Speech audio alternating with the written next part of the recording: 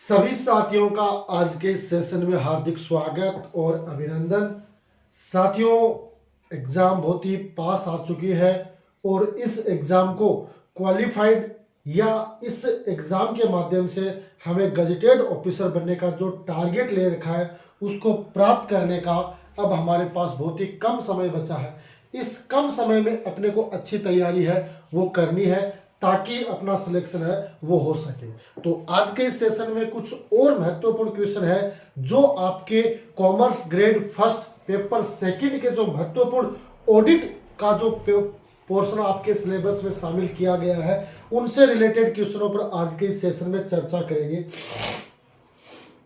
जो भी साथी हमारे साथ पहली बार जुड़े हैं वो एक बार सेशन को शेयर कर दें और जिन्होंने अभी तक चैनल को सब्सक्राइब नहीं किया है वो सब्सक्राइब कर ले ताकि इस तरह के जो इन्फॉर्मेटिव वीडियो है वो आपको इस ऑनलाइन प्लेटफॉर्म पर उपलब्ध होते रहे। तो आज का सेशन है वो बड़ा ही खास और महत्वपूर्ण होने वाला है, इसलिए आपको बिल्कुल भी स्किप नहीं करना है।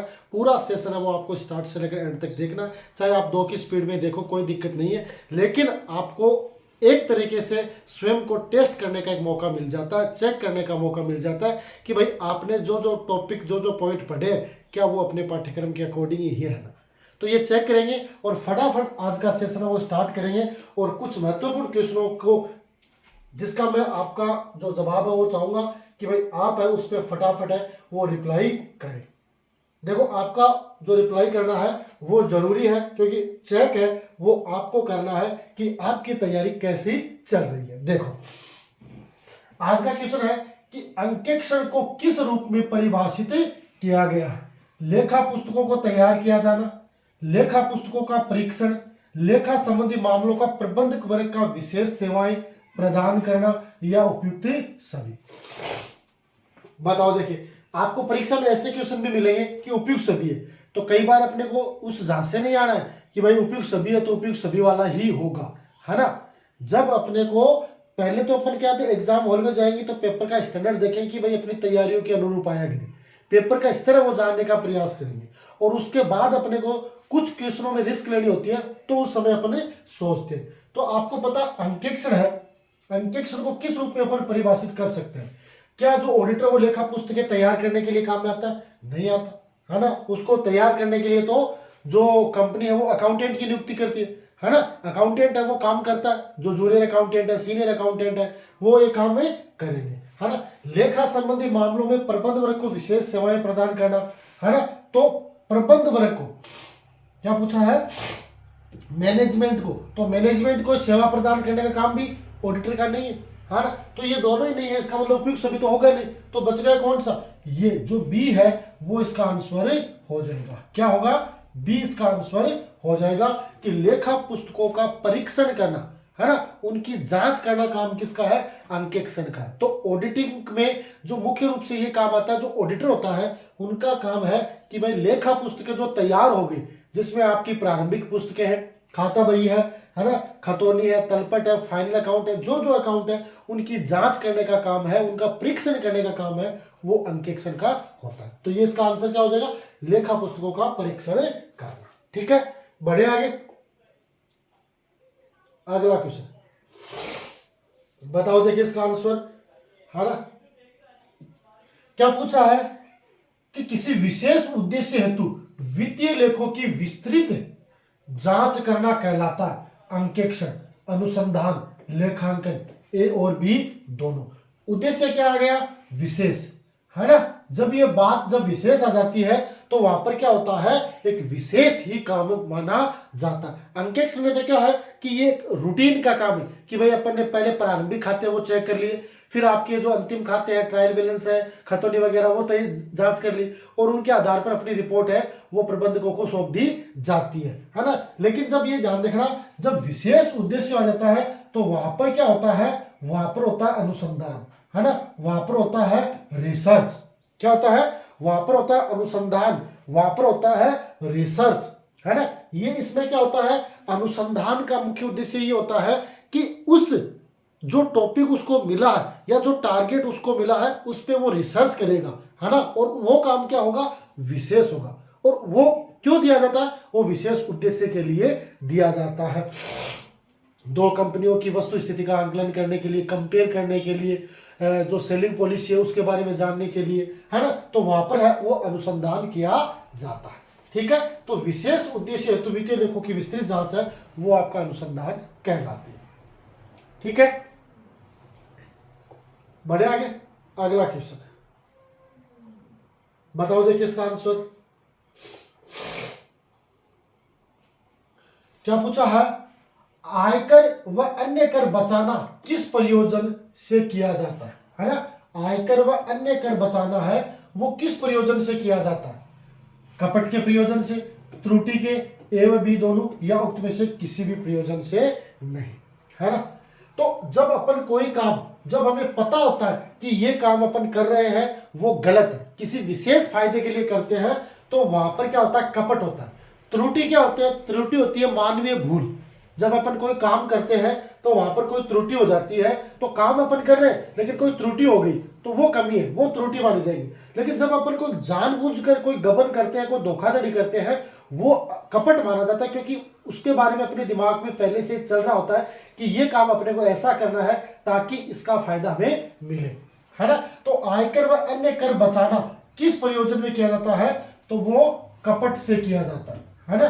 तो इसका आंसर क्या हो जाएगा, ए है वो इसका सही आंसर हो जाएगा। ठीक है, ए उसका सही आंसर हो जाएगा। आयकर व अन्य कर बचाना किस प्रयोजन से किया जाता है, कपट के प्रयोजन से किया जाता है, क्योंकि उसमें पहले से पता है कि भाई इस तरीके से अपना कर बचेगा तो अपने को फायदा होगा, तो ये कपट की श्रेणी में आएगा।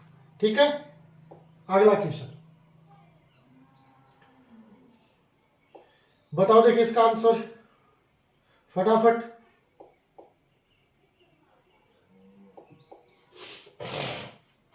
लेखाक्रम तब प्रारंभ होता जब खत्म होता है विक्रय, पुस्तपालन, अंकेक्षण या स्कंद मूल्यांकन, है ना। ये सीरीज चलती है, पुस्तपालन, बुक कीपिंग, उसके बाद लेखांकन यानी अकाउंटिंग, उसके बाद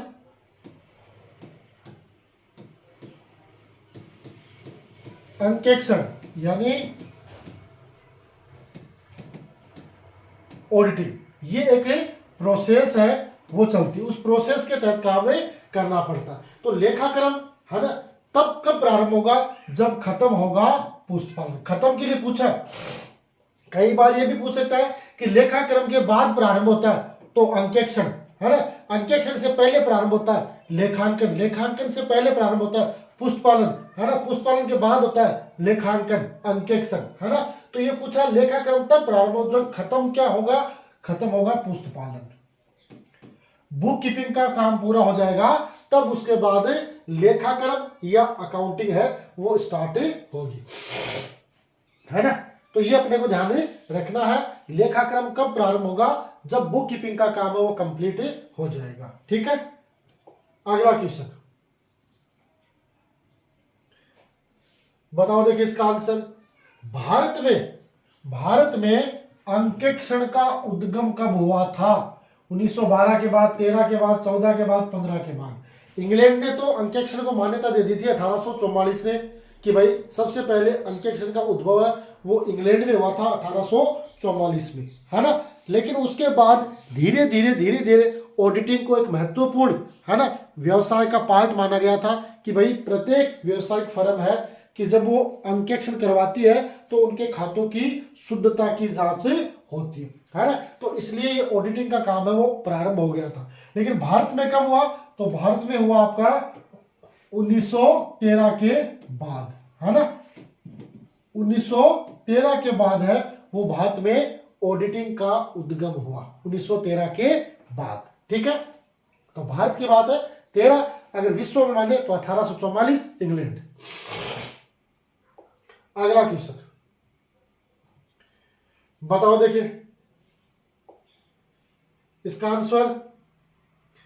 अंकेक्षण में यानी ऑडिटिंग में अंकेक्षण में प्रयोग आने वाली प्रविधि है ना, भौतिक परीक्षण, पुष्टिकरण, चेकिंग, ए और बी दोनों। बताओ देखिए अंकेक्षण में प्रयोग आने वाली जो विधि है वो कौन सी है?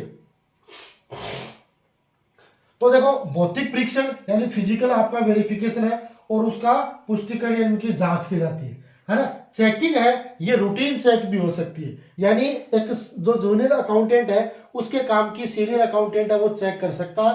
तो ये तो प्रविधि नहीं है ना। तो ये दो इसकी प्रविधियां, भौतिक परीक्षण और पुष्टिकरण, तो इसलिए ए और बी दोनों सही है। तो इसका आंसर क्या हो जाएगा? डी है वो इसका सही आंसर हो जाएगा। भौतिक परीक्षण और पुष्टिकरण दोनों ही आपके अंकेक्षण के काम में आने वाली प्रविधियां है। ठीक है, ओके। अगला क्वेश्चन बताओ देखिए, ये सारी चीज है, ये जब आपने थ्योरेटिकल चीज पढ़ी है तो ही आप जवाब दे सकते हो, है ना। थ्योरेटिकल चीज आपने पढ़ी है तो इसका जवाब दे सकते हो।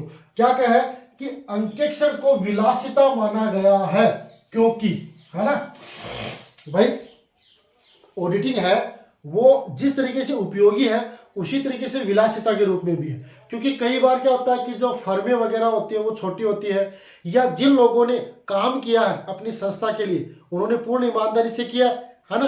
अब पूर्ण ईमानदारी से काम करने के बाद ऑडिटिंग उनकी करवाई जा रही है तो एक तरीके से वो अनावश्यक खर्चा माना जाता है। तो ऑडिटिंग को विलासिता भी माना गया है और विलासिता नहीं भी माना गया है। तो अगर विलासिता मानते हैं तो अंकेक्षण को विलासिता माना गया। इनके कौन कौन से पॉइंट होते हैं? धन का दुरुपयोग होता है तो होता है ना। कर्मचारियों की कार्य क्षमता का ह्रास होता है ना।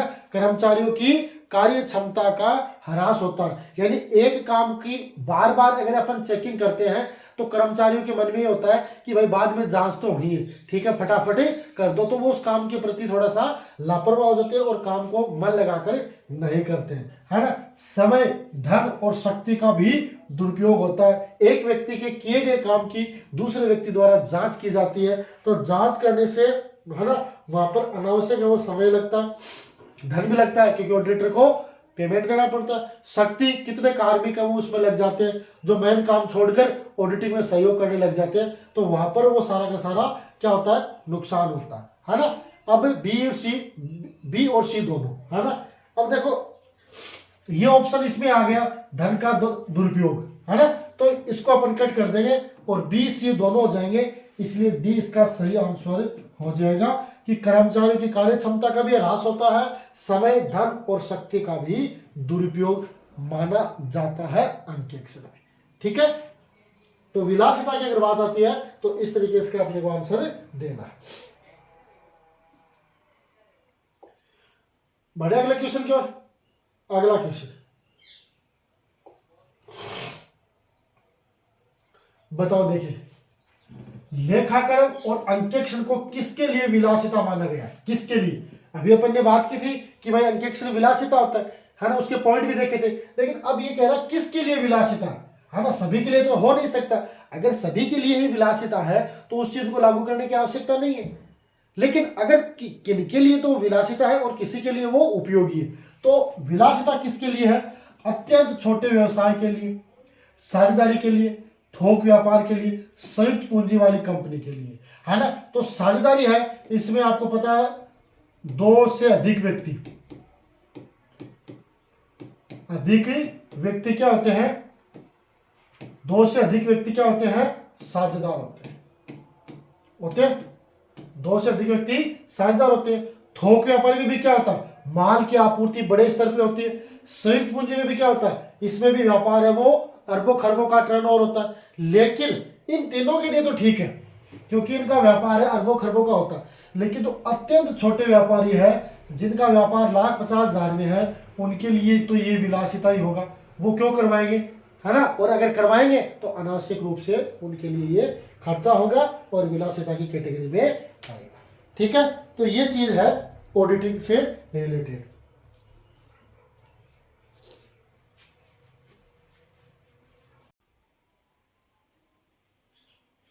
बढ़े आगे। अगला क्वेश्चन बताओ देखिए, इसका आंसर कौन दे रहा है? सबसे पहले त्रुटि से रिलेटेड ये आपका क्वेश्चन है ना, त्रुटि और कपट, है ना। तो क्या पूछा है कि त्रुटि का उदाहरण नहीं है। इस नहीं शब्द का अपने को विशेष है वो ध्यान रखना है। देखो क्या, तथ्यों की नजरअंदाजगी, लेखांकन नीतियों का गलत प्रयोग, अंतर्निहित अभिलेखों में गणितीय अशुद्धियां, प्रेषण पर भेजे गए माल को बिक्री मानकर रिकॉर्ड करना, है ना। अब इसमें से त्रुटि का उदाहरण आपको नहीं बताना है। तो देखो, तथ्यों की नजरअंदाजगी ये भी आपका त्रुटि है, लेखांकन नीतियों का गलत प्रयोग ये भी आपकी त्रुटि है, अंतर्निहित अभिलेखों में गणितीय अशुद्धियां ये भी त्रुटि है। लेकिन गुड्स सेंड ऑन कंसाइनमेंट, है ना, ये आपकी क्या है, त्रुटि का उदाहरण नहीं है। तो आपका डी है इसमें सही आंसर हो जाएगा। कि अपन क्या हुआ कि वित्तीय वर्ष की समाप्ति से एक दिन पहले या 2 दिन पहले माल बेचते हैं, है ना, वो गुड्स सेंड ऑन अप्रूवल, है ना, उस बेस को मानकर। तो प्रेषण पे अपन ने भेजा है और उसको अपन ने बिक्री मान के रिकॉर्ड कर लिया। तो ये अपन ने रिकॉर्ड तो कर लिया, लेकिन ये त्रुटि का एग्जाम्पल नहीं है। बाकी ये तीनों त्रुटि के एग्जाम्पल होंगे। ठीक है, तो कपट और त्रुटि पर हमें विशेष फोकस रखना है, क्योंकि इनका क्वेश्चन है वो अपने को एग्जाम में देखने को मिल सकता है। ठीक है, बढ़े आगे अगले क्वेश्चन की ओर। बताओ, देखें इसका क्या आंसर होगा। क्वेश्चन सारे आसान है, अगर आपने डीपली सारी चीज पढ़ी है किताब को तो कोई दिक्कत नहीं है। रोकड़ के गबन का तरीका निम्न में से कौन सा है। नगद भुगतान को ज्यादा करके दिखाना, नगद प्राप्ति को कम करके दिखाना, रोकड़ बही का गलत जोड़ लगाना, या उपयुक्त सभी। बताओ, देखिए इसका क्या आंसर। तो रोकड़ का गबन, रोकड़ का गबन अपन कैसे भी कर सकते हैं कि भाई अपन ने क्या किया, नगद भुगतान को ज्यादा दिखा दिया कि भाई देना 5,000 था 6,000 दिखा दिए तो 1,000 रुपए का गबन हो गया। या नगद प्राप्ति को कम दिखाना कि भाई प्राप्त 5,000 रुपए दिखा दिए 4,000 तो ये हो गया। रोकड़ बही का गलत जोड़ लगाना, जो अपनी कैश बुक है उसका अपन ने गलत जोड़ लगा दिया है तो वो भी आप रोकड़ के तरीके में गबन कर सकते हो। तो इसका मतलब उपयुक्त सभी है, डी इसका आंसर हो जाएगा, उपयुक्त सभी। कि रोकड़ के गबन का जो तरीका होगा वो होगा आपका उपयुक्त सभी। ठीक है, बाकी ये तीनों ही आपके रोकड़ के गबन करने के तरीके माने जाएंगे। बढ़े आगे, अगला क्वेश्चन बताओ। देखिए इसका आंसर क्या है कि व्यवसाय के जो स्वामी है उनकी सहमति से किया जाने वाला गबन होगा कौन सा। हिसाब किताब में गड़बड़ी संबंधी कपट, रोकड़ का गबन, माल का गबन, या उपयुक्त सभी, है ना। स्वामी जो ओनर है, जो मालिक है, उसकी सहमति से आप कौन सा काम है वो कर सकते हो, क्योंकि बिना सहमति के तो काम होगा नहीं। अब सहमति में भी अगर कोई प्रबंधक हो, कोई उच्च अधिकारी हो, उनकी सहमति से इतना काम नहीं हो सकता। लेकिन स्वामी चाहे तो आप हिसाब किताब में गड़बड़ कर सकते हो। तो इसका आंसर क्या हो जाएगा, ए हो जाएगा कि व्यवसाय के स्वामी की सहमति से आप हिसाब किताब में गड़बड़ी संबंधी कपट है कर सकते हो, कहीं तो कोई दिक्कत नहीं है। तो इसका आंसर होगा ए। ठीक है, बढ़े आगे, अगला क्वेश्चन बताओ। देखिए क्या पूछा है, कपट का उदाहरण नहीं है ना, नहीं है, कपट का उदाहरण नहीं है। रोकड़ विक्रय को पूरी तरह से पुस्तकों में न दिखाना, बिके माल को विक्रय की तरह रिकॉर्ड न करके स्टॉक में शामिल कर लेना, अंतर्निहित अभिलेखों में गणितीय अथवा लिपिकीय अशुद्धियां, प्रेषण के आधार पर भेजे गए माल को विक्रय की तरह रिकॉर्ड दर्ज करना। बताओ, देखिए कपट, है ना, कपट का उदाहरण नहीं है।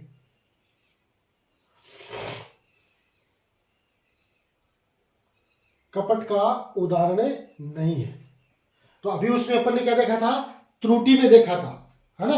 अभी अपन ने किस में देखा था, त्रुटि में देखा था, और अब क्या आ गया, कपट, है ना। तो ये पूछा कपट का उदाहरण नहीं है ना, बाकी सारे कपट के। तो रोकड़ विक्रय को पूरी तरह से पुस्तकों में न लिखना, तो ये तो कपट का ही होगा, है ना। पूरी तरीके से आपने कहीं पे भी कुछ नहीं लिखा है। बिके माल को विक्रय की तरह रिकॉर्ड न करके स्टॉक में शामिल कर लेना, तो ये भी कपट है कि भाई आपने माल बेचा, उसकी एंट्री किस में होनी चाहिए थी, विक्रय के रूप में होनी चाहिए थी। आपने विक्रय न दर्ज करके उसे स्टॉक में शामिल कर लिया, तो ये भी गबन हो गया, आपका कपट हो गया, है ना। प्रेषण पर भेजे गए माल को आपको विक्रय की तरह न कर, है ना, प्रेषण के भेजे गए माल को विक्रय की तरह रिकॉर्ड करना, आपने क्या कर दिया, प्रेषण पर जो माल भेजा था, गुड्स एंड ऑन कंसाइनमेंट, है ना, उसकी अप्रूव आई नहीं है और उसको आपने सेल्स मान लिया, तो सेल्स मान लिया तो वो त्रुटि नहीं है, वो कपट की कैटेगरी में आएगा।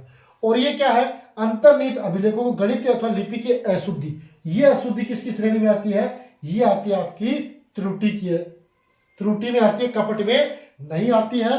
तो इसका आंसर क्या हो जाएगा, सी इसका आंसर हो जाएगा कि भाई कपट है, कपट को इन तीनों में ए बी और डी तीनों में अपन कपट मान सकते हैं, लेकिन इसको क्या मानेंगे, इसको त्रुटि माना जाएगा, क्योंकि गणितीय या लिपि की अशुद्धि, जल्दबाजी में आपने कोई अशुद्धि कर दी तो वो त्रुटि है, लेकिन जानबूझकर आपने कोई काम किया है वो आपकी कपट मानी जाएगी।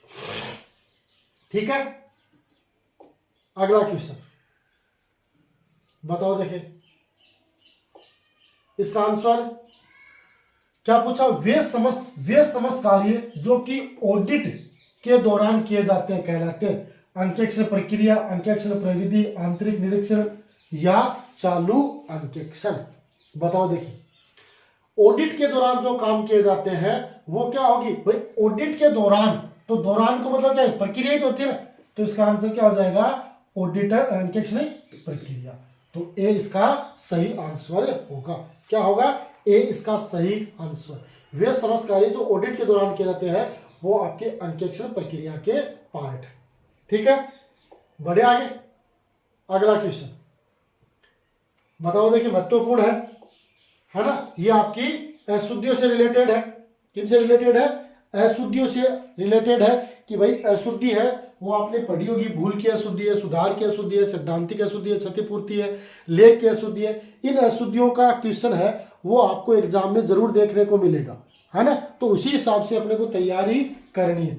बताओ, देखिए क्या पूछा है कि 100 रुपए कारखाना में मशीन की स्थापना करने के व्यय है ना, तथा ऐसे व्यय को मजदूरी खाते में डेबिट कर दिया, तो ये आपकी अशुद्धि होगी। भूल की अशुद्धि, सिद्धांतिक अशुद्धि, क्षतिपूर्वक या लेख की। भूल की तो अशुद्धि हो भाई, लिखना भूल जाए। सिद्धांतिक अशुद्धि जो सिद्धांतों की अवहेलना होती है। क्षतिपूर्वक जो एक दूसरे की पूर्ति कर दे। लेख की अशुद्धि कि भाई लिखना 4000 था, लिख दिया 8000, 2000, 5000, तो वो लेख की अशुद्धि। अब देखो, जब मशीन की आपने देखा होगा, जब किसी भी मशीन को खरीदते हैं, खरीदने से लेकर उसको प्रतिस्थापित करते हैं, वहां तक का जो समस्त खर्चा होता है वो डायरेक्ट एक्सपेंसेस होता है, मशीन की लागत में जोड़ा जाता है। अब ये क्या कह रहा है कि भाई आपने मशीन कारखाने में स्थापित की, नई मशीन आपने खरीदी और 100 रुपए आपने लेबर के दिए, वो आपने मजदूरी खाते में जोड़ दिया। तो यहां पर ये क्या हो गया, आपने सिद्धांतों की अवहेलना कर दी, है ना, सिद्धांतों को आपने क्या कर दी, अवहेलना कर दी। आपकी मशीन में वो दिखानी थी राशि और आपने किस में दिखा दी, वेजेज में दिखा दी, है ना। तो यहां पर कौन सी अशुद्धि होगी, तो यहां पर अशुद्धि होगी आपकी सिद्धांतिक अशुद्धि। कौन सी अशुद्धि होगी, सिद्धांतिक। आपने सिद्धांतों की अवहेलना कर दी। आयगत को पूंजीगत मानना, पूंजीगत को आयगत मानना, है ना। मशीन का वे है वो आपने वेजेज में दिखा दिया, वेजेज का वे मशीन में दिखा देते हैं। तो इस तरह की जो त्रुटि होती है वो आपकी सिद्धांतिक अशुद्धियों की कैटेगरी में आती है। ठीक है, ओके, बढ़े आगे, अगला क्वेश्चन बताओ। देखिए अब इसका आंसर कौन बताएगा, इसका आंसर कौन बता रहा है, फटाफट बताओ। देखिए इसका आंसर कौन बता रहा है, क्या पूछा है कि अशुद्धियों का पता लगाने के लिए निम्नलिखित में से क्या उपाय किया जाता है। अशुद्धियों का पता लगाने के लिए निम्नलिखित में से क्या उपाय किया जाता है। अंतर की रकम ज्ञात करना, गत वर्ष के तलपट से मिलान करना, संदिग्ध एवं कटी हुई राशियों की जांच करना, उपयुक्त सभी, है ना। बताओ देखिए कि अशुद्धियों का पता लगाने के लिए अपन क्या उपाय कर सकते हैं। अंतर की रकम है उसका पता लगाए, भाई कितना डिफरेंस है, उतने जितने अंतर की राशि का डिफरेंस आ रहा, कहीं ऐसा तो नहीं है कि इतनी अमाउंट की प्रविष्टि अपन ने की नहीं हो, है ना। गत वर्ष के तलपट से मिलान करना, है ना, गत वर्ष के जो तलपट है उनका बैलेंस, उनकी एंट्रियों को चेक करना कि पीछे का अपना रिकॉर्ड है वो सारा।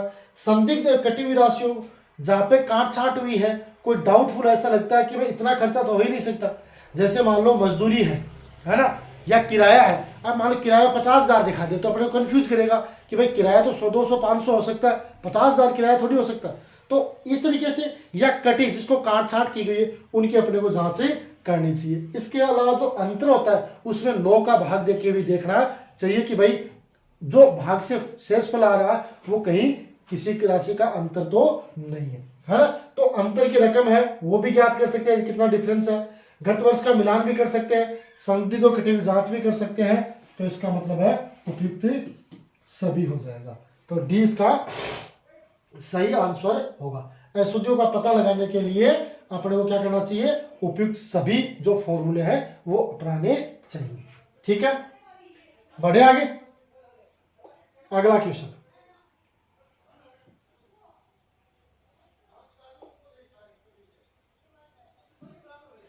बताओ देखिए इसका आंसर। अब इसका आंसर कौन बताएगा, फटाफट इसका आंसर बताओ फटाफट।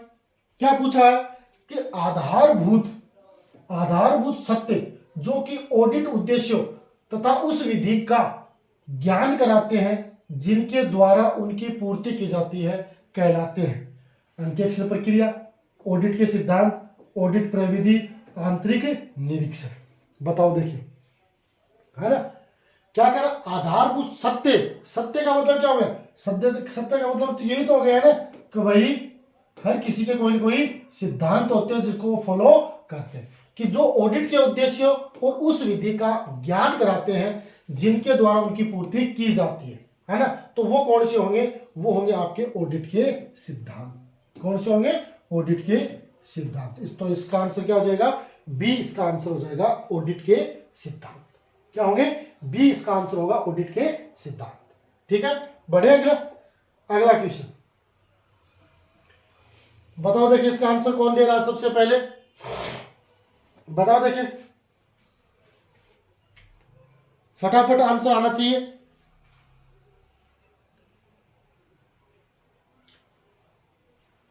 क्या है कि लेखा व्यवहारों की शुद्धता की जांच ऑडिटर द्वारा गवाही और प्रमाणकों की सहायता से करना किसके अंतर्गत आता है, अंकेक्षण प्रक्रिया, अंकेक्षण प्रविधि, आंतरिक निरीक्षण या चालू अंकेक्षण। लेखा व्यवहारों की शुद्धता की जांच, है ना, ऑडिटर द्वारा जो गवाही होती है और जो साक्ष्य होते हैं उनके आधार पर की जाती है ना। तो ये किसके अंतर्गत आते हैं ये आपको बताना। लेखांकन प्रक्रिया, लेखांकन अंकेक्षण प्रक्रिया, अंकेक्षण प्रविधि, आंतरिक निरीक्षण और चालू अंकेक्षण। तो देखो ये तो एक प्रोसेस होती है, और ये क्या पूछ रहा है, विधि कि उनके प्रमाणकों और गवाहों की सहायता से की जाती है, तो वहां पर आती है प्रविधि, है ना, विधि काम में आती है। तो बी इसका सही आंसर हो जाएगा। क्या हो जाएगा, अंकेक्षण प्रविधि। ठीक है, क्या होगा, अंकेक्षण प्रविधि। बढ़े आगे, समझ रहे हैं ना सारे क्वेश्चन, है ना। फटाफट का ये सेशन है, ज्यादा एक्सप्लेन करने की आवश्यकता नहीं है क्योंकि आपने ये सारी चीज पढ़ रखी है। सिर्फ और सिर्फ अपने को चेक करना है कहां तक अपनी चीजें वो क्लियर हो चुकी है। तो अगला क्वेश्चन बताओ देखिए इसका आंसर कौन दे रहा है,